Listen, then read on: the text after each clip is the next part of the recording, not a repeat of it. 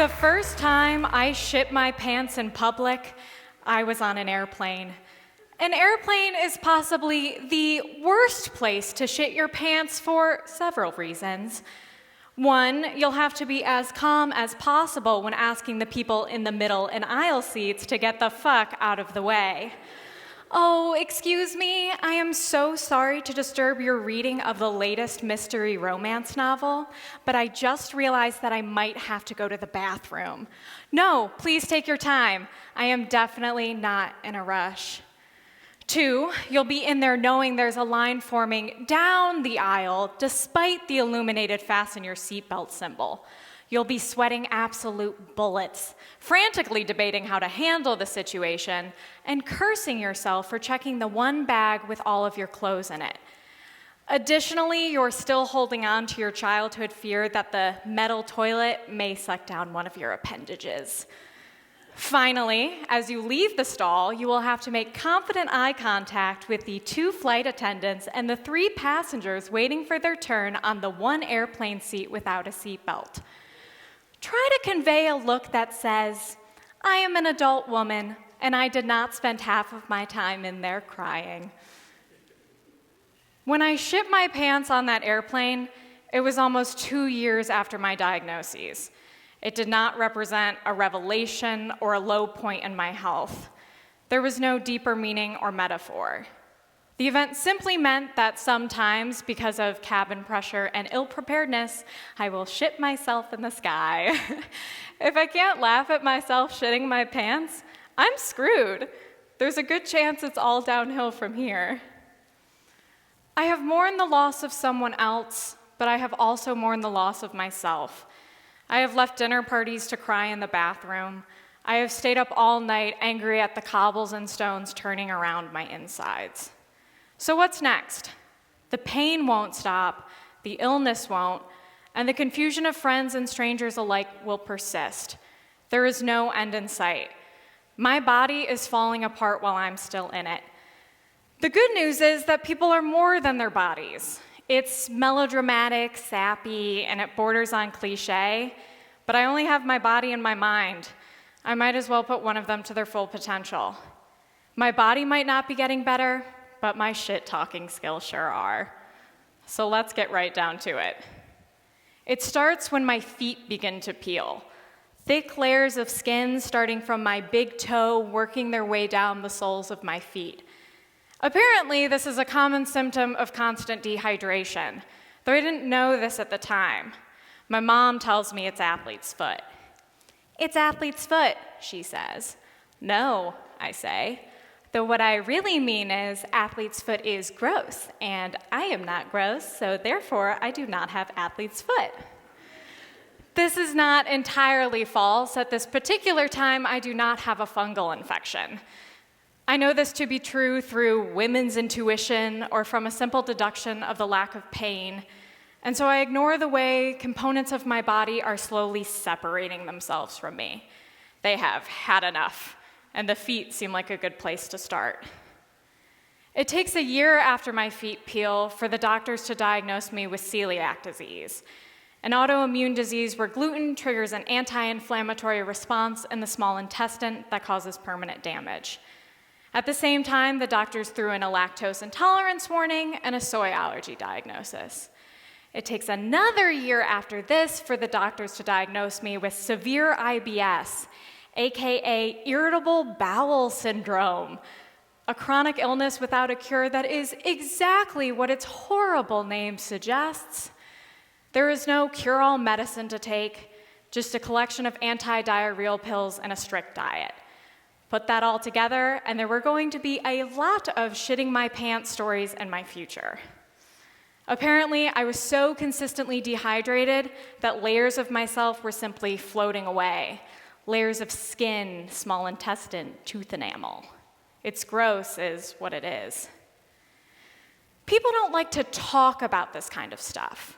It's taboo, it's icky. But here's the thing. According to the National Health Council, over 133 million Americans suffer from some sort of chronic disease.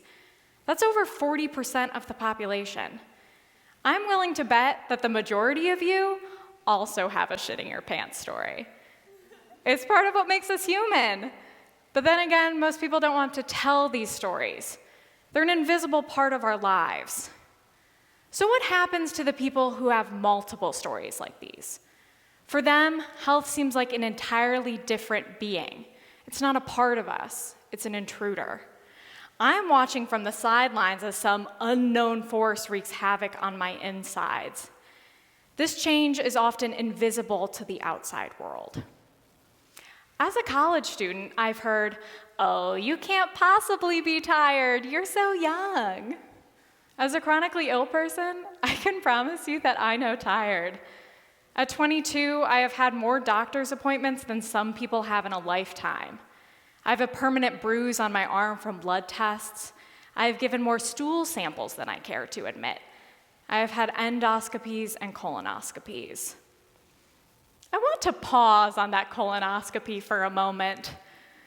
There is something truly heartbreaking about getting this procedure done at 22.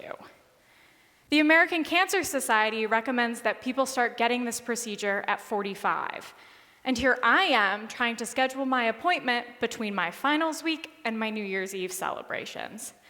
I can tell you from personal experience, there is no good time to take that many laxatives. Just schedule the colonoscopy.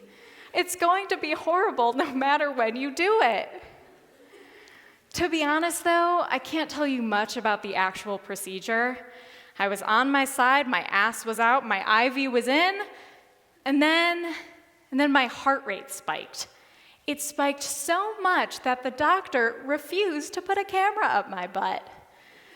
I have never been so relieved, yet so angry in my whole life. On one hand, no one was going to be going anywhere near my butt, and that's a plus. On the other hand, I had just spent the past 2 days eating nothing but laxatives for absolutely no goddamn reason. Anyway, an EKG revealed an abnormal heartbeat, and I spent the evening in the ER. After a few weeks of new doctor's appointments and a few days of wearing a heart monitor, which I wore to a bar because I am still a fun girl, I am. I learned that, amongst other things, my heart is really shit at regulating my blood pressure. I thought I was done learning new things about my body, but I'm not. Every day is a negotiation. I'm still learning to listen to what my physical form has to say. I think we all are. We, as a society, have done the unfortunate thing of putting markers on people's health. This is when you should be at physical peak. This is when you might start to lose bone density. This is when you should get a colonoscopy. It's a dangerous game, and probably one of the reasons it took me so long to get a diagnosis. When we put people in health boxes, it limits our view of what those people can be experiencing. We become suspicious of other people's complaints and suspicious of our own. In high school, I didn't think my debilitating migraines were that big of a deal because everyone else seemed to think they really couldn't be that bad, when in fact, they were a symptom of celiac. We have to admit to ourselves that we cannot fully understand another person's experience within their own body, and therefore we should not put limits on it. I'm here to say that your pain is real, and I know it sucks. We need to validate these struggles. To move forward, we need to be more compassionate. To do this, I suggest we all share our pants shitting stories more often. Yeah, it levels the playing field, doesn't it? We need to take the embarrassment out of talking about bodily functions. No one wants pity. People just want to be understood. By talking more openly about the ways our physical selves both help and hurt us, we can more readily connect with one another. We need to trust other people when they say something is wrong, and we need to support them when their own body won't. We might not be able to fix the problem. Sometimes no one can. But we can let someone cut ahead of us in the bathroom line, and we can accommodate dietary restrictions at dinner parties, And we can offer up our seat to our friend at the bar who looks tired. We can be nice. To open the lines of communication about chronic illness, we must be. Thank you.